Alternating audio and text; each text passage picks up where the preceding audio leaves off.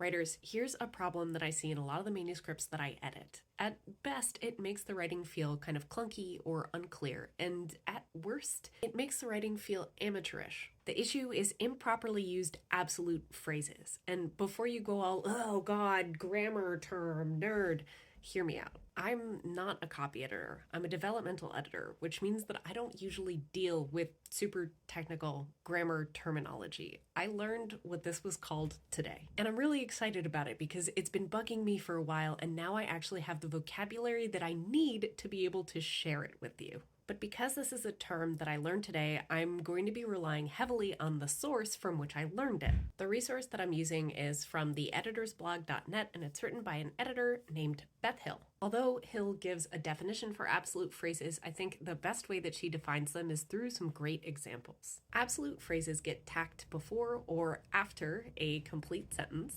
separated by a comma, in order to modify it. In grammarian terms, to modify often means to add information or context. With the rain falling heavily, the event was a total washout. With piano and strings playing in the background, she danced with her imaginary date. Her mind racing in a million directions, Jade tore through the files looking for the images she needed. Or alternative ways to put or to flip these absolute phrases: Jade, her mind racing in a million directions, tore through her files looking for the images she needed, and Jade tore through the files, her mind racing in a million directions. I think the reason why we like these absolute phrases is exactly what Hill says. These are kind of a poetic and a lyrical way to add information and context, or to expand or narrow the focus of a sentence. I think sometimes we also want to use them because, especially this construction, is a way to avoid starting a sentence with she or with the character's name. But absolute phrases stand out. They stand out quite a lot. And when we use a lot of them, they become very samey and very rhythmically obvious to the reader. And the same thing that makes them feel poetic and lyrical can also make them feel wordy or weedy, or can make them cloud or obscure the message that we're trying to send with our prose. As with all things, it's about balance. And in the name of seeing what imbalance looks like, let's take a look at one of Hill's example paragraphs. The rain falling heavily, the event was a total washout.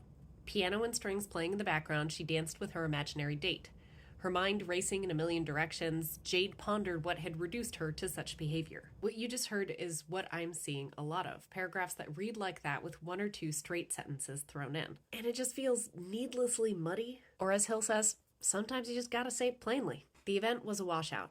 Jade turned the music down and danced with her imaginary date, pondering the failures that had reduced her to such behavior. Hill also points out that if we're not careful, these absolute phrases can lead to some awkward and confusing sentences, like Bertie and Luke, sun shining weekly, finished their breakfasts. Zeke, elephants running along the road, washed his hands. Now, neither Hill nor I are saying don't use these kinds of absolute phrases ever. What we're saying is beware, because absolute phrases can sometimes lead you, in your quest for lyricism, astray into something that doesn't really make any sense, even given the context. That kind of lack of clarity can create upfront friction in the story because the reader is trying to unpack that sentence and figure out what you mean. Most of us are not purposefully writing dense prose, so when we churn out sentences like that, what we end up doing is artificially decreasing the pacing of our story, which is not what we want. Now, Hill provides a great tip for using absolute phrases, and she corrects both of those sentences that I mentioned, or alters both of those sentences that I mentioned to do so. Her point essentially being that you can keep these absolute phrases, but just make sure that you are treating the rest of the sentence in such a way that you're not sacrificing clarity. For example,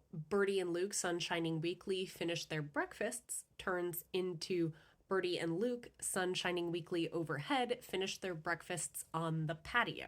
Just two tiny little tweaks and suddenly the sentence works. Her second example, Zeke, elephants running along the road, washed his hands, turns into Zeke, elephants running along the road beside him, washed his hands in the murky river. Effectively, what she's doing is adding connecting details. She's saying here, with these little words, I make it much clearer how this clause and this clause relate to one another. Sometimes I do see writers throw two clauses together wherein it's not clear how the modifier is at all connected to the rest of the sentence. And these absolute phrases I would often recommend striking because they just don't work. Another example that Hill gives is children starving around the world, Marky read the newspaper. And while yes, there's absolutely a situation in which you could connect those two things, or a situation in which you're using the absurdity of the disconnect to say something, unless that disconnect in that absolute phrase is really purposeful, you're creating comprehension problems for you and for your reader. When it comes to moments of simple narration, don't make the reader work too hard to figure out what your character is doing.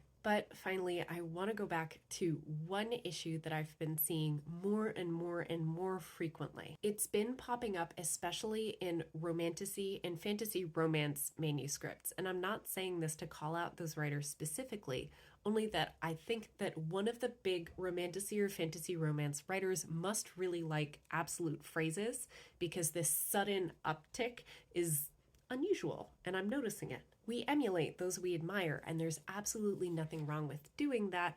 Hopefully, this video gives you some of the tools to be able to take these absolute phrases into your toolbox in a way that works for you rather than working against you. What I'm seeing is the fragmentation of the absolute phrase with a full stop or a sentence break. So instead of Jade tore through the files, her mind racing in a million directions, I'm seeing Jade tore through the files, period.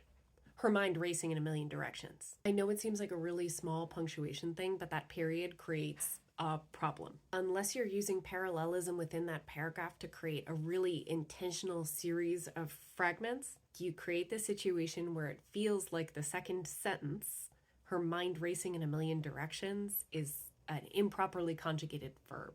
It feels to the reader like it should read, Jade tore through her files, her mind raced in a million directions.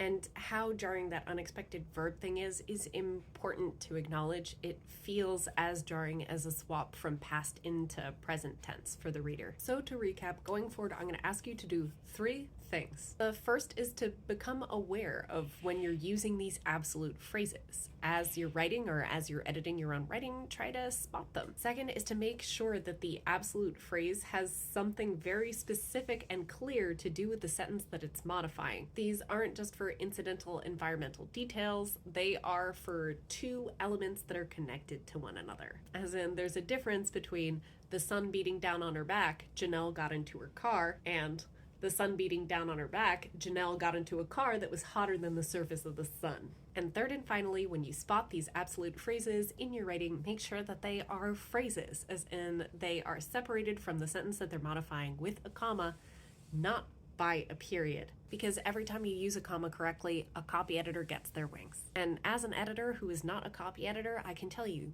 they deserve it. Let's help them out. I hope that was helpful. As always, this was Craft Chat with C, and I'll see you next time.